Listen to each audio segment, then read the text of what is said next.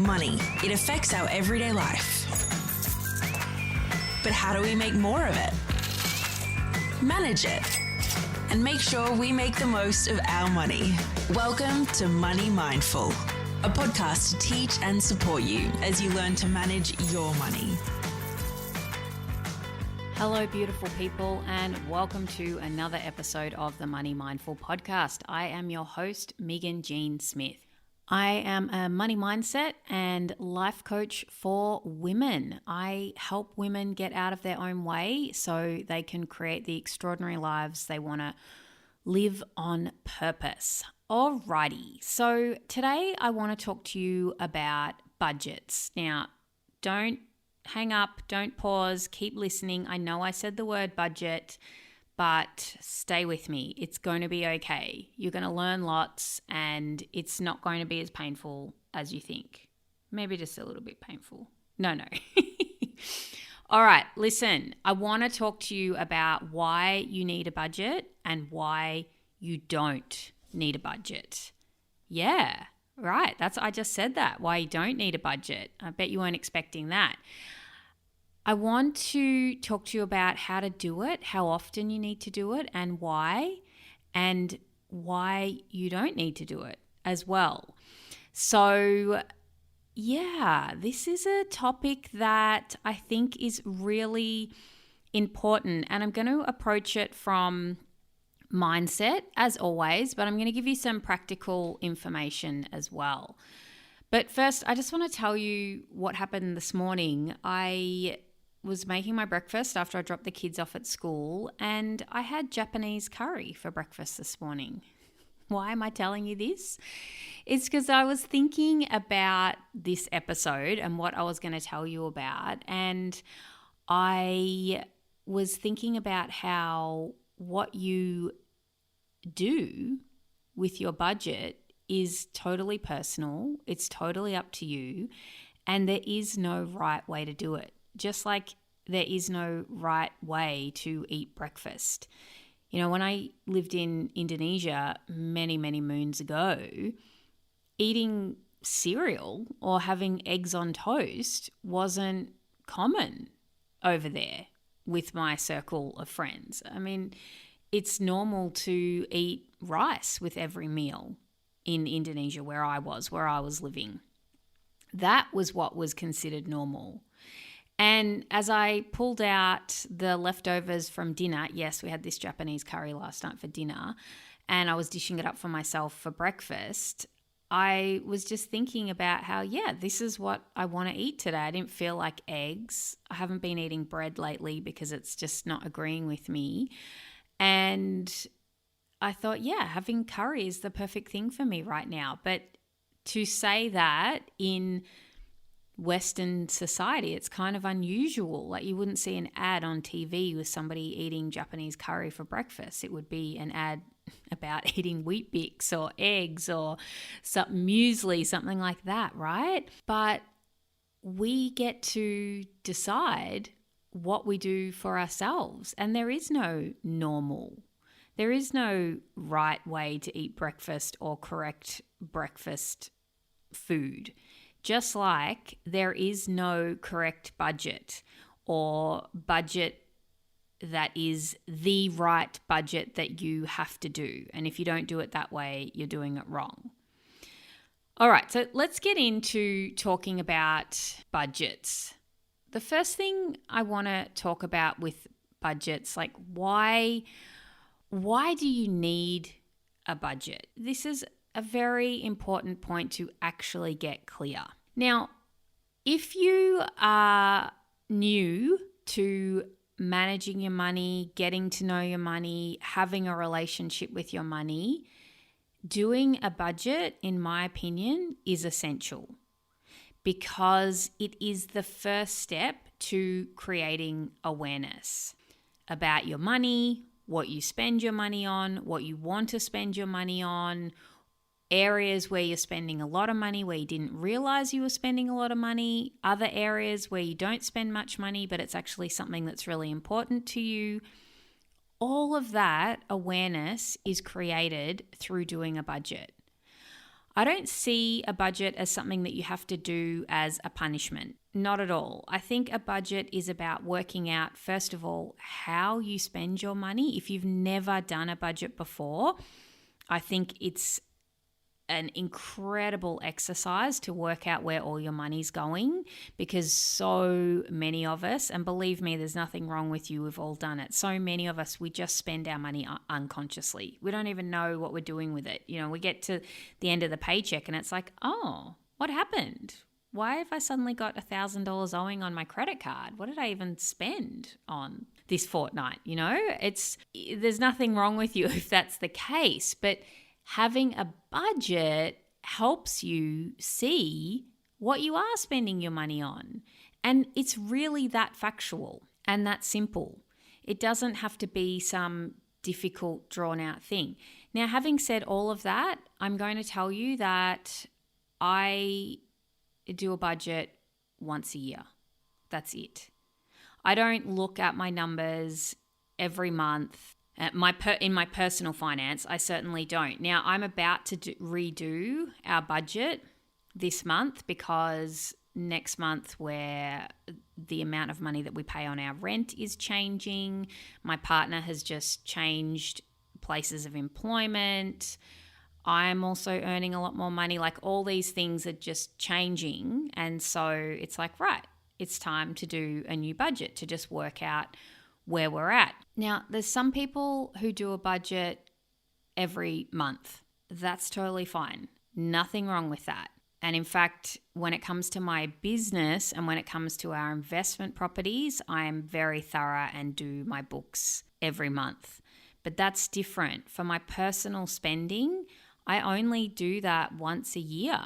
That works really well for me. It's absolutely perfect for me. But I'm sure there's some people listening right now who are gasping and thinking, oh my gosh, what the heck? She only does it once a year? You should be looking at your finances every month. No, I don't think so. And here's the thing. To me, it's like weight loss. Like, if you want to lose weight and you are totally disconnected with the food that you eat, how often you eat, your portion sizes, all of that, you might develop a food plan for yourself or have a food journal, and that might be something that you do every day. But as you get to know your body, you create a better relationship with yourself, and you don't need to do a food plan every day, right? Because you get your eating habits under control. And that's what it's like for me with money. Like, I've been doing budgets for a long time and I'm very familiar with the ebbs and flow of our money, our personal money. And I don't feel like I need to be that controlled and concise with our money on a month-to-month basis, because I know where the money's going and I allocate it to different places that I've been doing for years, and I'm very familiar with that. But if you've never done a budget before and you totally are completely unaware of what you're spending and where it needs to go, can you see how it's a really helpful exercise to do? Okay, so how do you do a budget in a really simple, easy way? I'm going to give you a really quick rundown on how you can do a budget.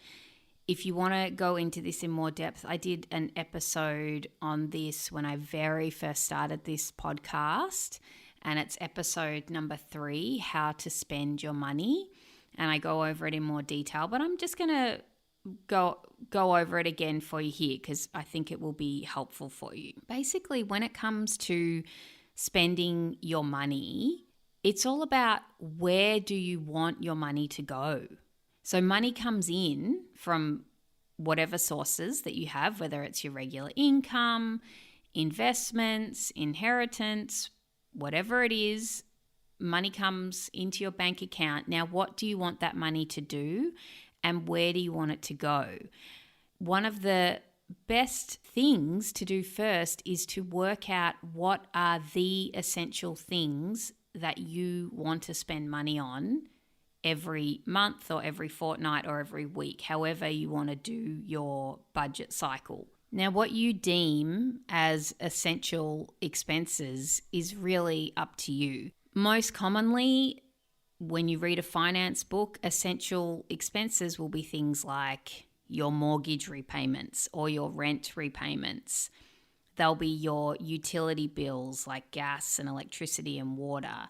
There'll be things like groceries, how much money you spend on food. It might be childcare or the cost of petrol, the costs of running your car or public transport. In general, these are essential expenses that most people have. Now, what you can do and what I do is I just simply list all those things. So all the expenses, the regular expenses that we have, I just make a list. I write them all down. What I usually do is I do it in terms of annual expenses. So if there's things that I know that are definite bills that I pay every month, every year, for example, insurances, car rego, membership fees, things like that, I write a list of them. And then I just work out what that cost is over the whole year. I divide it by 26 because that's how often we get paid. And then I just make sure every fortnight that amount of money goes into a separate account. So whenever our yearly bills come in, like insurance payments or school fees, that money's just sitting there. It's ready to go and we've got it there waiting. And it means that on a month to month or week to week, we don't suddenly get a $1,300 bill and not have that money just there ready to pay for it. We're not scrambling. This is where being connected and aware of your money, I think, really comes into effect, because you are aware of what you are wanting to spend your money on and what you have chosen to spend your money on over the year, and the things that are important to you, like rent. I mean, paying our rent is pretty important to me. I definitely want somewhere to live and a roof over my head. Paying the mortgages on our investment properties is very important to me. I definitely want to make sure I have the money to pay for those things. So knowing ahead of time what those amounts of money will be and having those amounts of money put aside is something that makes my life a whole lot easier. But I only need to do that once a year. I don't need to look at that every month, because the amounts of money aren't changing. And like I said before, I'm only redoing my budget now because we have expenses that are changing. So I just want to make sure that we've got ourselves sorted and that we're accounting for where the money is going for these new amounts of money. Now, the second category of expenses are basically non-essential expenses or discretionary expenses. And again, I think this is really personal. It's totally up to you what you deem as essential or non-essential. For example, paying my coach, for me, that's essential. Like, I put that in my essential costs because that is what I use for my mental health every week. It's also about what I do as a profession. And so I see that as incredibly important and something that I consider essential. Gym membership, for instance, if you really value your health and you go to the gym every week and you see that as something that is really essential, then you put it in essential expenses. If it's something that, you know what, you actually are quite good at exercising on your own at home and you kind of just like having the gym membership because it's something that you enjoy doing, you like going to the gym and seeing your friend or what have you, maybe it's not essential because you are still looking after your body and doing what you need to do without having to pay those gym fees. And the only reason why I say distinguish between essential and non-essential is if you're in a stage where money is tight and the flow of money you just need to monitor well, the non-essential expenses is the first place you can go to cut. But in my view, I think it's much better to put your energy in making ways to create more money than to cut back. But certainly you might find, like for instance, just recently, Louis and I, my partner, we realized that he was paying for an iTunes membership and I was paying for an iTunes membership. And we're kind of like, hang on a minute, why are we doing this? This is silly. So we just got a family membership, right? But these are the kind of things that happen when you're not looking at your expenses and having a budget. It's just as simple as that. Like, it doesn't need to be more difficult than that. Now, when you've listed all your essential expenses and your non-essential expenses, if there's no money left at the end of the month, then that's how you know you need to make adjustments. Okay? Because, and also as part of that, and I should have mentioned this early, as part of your essential expenses, it might be something like saving a percentage of your income. That could be part of your essential expenses.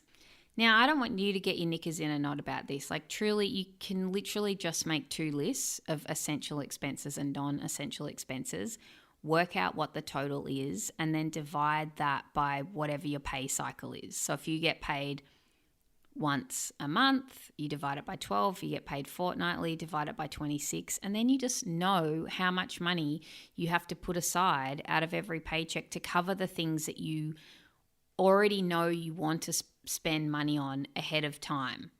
And that's it. Now, if you want to get a bit more technical with it, like I said, I did an episode 3, how to spend your money. Go back and listen to that because I talk about how to distinguish between fixed expenses and variable expenses. So for example, how much money you pay on your electricity bill is going to vary depending on the season. So you can account for that a little bit differently, but I go over that in that episode if you're interested in going into it in more detail. Okay, so just a couple of things before I finish. I do my budget on an Excel spreadsheet. I do it because I do it every year and it's just sitting there in a digital file. It's easy to copy and paste things. It's easy to do calculations and boom, it's done. But truly, you can do it on a piece of paper. You can do it any way you want to do it. You can Google monthly budget and there will be a gazillion spreadsheets that come up for you. I think sometimes people, just including myself, get to this point where it's like, oh, just tell me what to do and I'll do it, right? But when it comes to our own lives and money, I really think that you need to do it the way that you want to do it, that's personal for you, that works for you. Because what works for me is not necessarily going to work for you, right? We're different people. We have different lifestyles. We have different ways of doing things. You know, I've seen people doing budgets where, they rule it up on paper and they put nice headings and all of that jazz, and that works for them. I've seen other people with these crazy complex budget sheets with pie graphs and all sorts of stuff, and that works for them, and that's great. Like, you do what works for you. There's no correct budget. There's no correct timing that you have to do it. You'll see that there's some people who swear by creating a budget every month and they're all gung-ho about it. Great. If that works for you, do that. Amazing. If you want to do it once a quarter, if you want to do it once a year, amazing. Just do what works for you. Okay, I do want to end with just one little side note though. When it comes to my business and when it comes to our investments, I do my books every month without fail. And the reason there is a distinction there is because when you run a business, there's actually legal requirements that you have to commit to in terms of reporting to the tax department. And waiting till the end of the year to do my books would be would make so much more work for myself, having to go back, trying to manage receipts and income in, income out, all of that. No. I think it's far more effective to stay on top of that stuff every month. And I also have a bookkeeper to help me do that and make sure that I am compliant with the law. And I think that is a different area of budgeting and finance. But when it comes to personal finance, my personal opinion is I just think it is personal and you can do it however you want. But if you've never looked at your money like this before, or you've never done a budget before, I strongly encourage you to do so, just for the very reason that it creates awareness about your money, where it's going, and it creates a connection with your money. And it doesn't have to come from this boring place of, I've got to work on my numbers. You can do it from a place of, this really serves me. I like to spend money. I like to save money. I like to have a good relationship with my money. And doing a budget is a way that you can create that for yourself. Get to know your money, know where it's going, and make intentional decisions about where you're spending it. We've all heard the stories of, I calculated how much I was spending on coffee and I realized it was, $1 bazillion a year, and once I realized that, I decided I wasn't going to buy a coffee every day. Listen, whether you buy a coffee or not, I have no thoughts about that. But when you do a budget, you get to see all that information and realize, I am spending that much money on coffee or getting my nails done or whatever. And then you can just make a decision intentionally. Is that important to me? Do I want to keep doing that? Maybe it is. Maybe buying a coffee to you is really important to you. It's something that you really enjoy, something special that you do for yourself, and you know that you have the money in your budget and you're doing it 100% intentionally. Maybe there's other things that you spend money on that you realize, you know what? I don't really even care so much about spending money on XYZ. And if I didn't spend money on those things, I'd have an extra $200 every month that I could give to my favorite charity or save or whatever it is. It's something that you want to use that money for that is actually more important to you. So it's really about awareness. Okay, I'm going to leave it there. If you've got any questions about this, feel free to shoot me an email or reach out to me anywhere where you follow me on Instagram. That's at Money Mindful Podcast, or on Facebook, same handle at Money Mindful Podcast. And if you're interested in learning more about working with me, creating a deeper relationship with yourself and your relationship with money, you can do that by booking a consult on my website. Until we meet again, have a beautiful week. Bye-bye. Thanks for listening to the Money Mindful podcast. For more info, visit moneymindful.com.au. For future episodes, be sure to subscribe. And remember, the information in this podcast is of a general nature only and does not take into account your personal circumstances or goals. Please seek professional advice for your own financial needs. Remember to have fun along the way.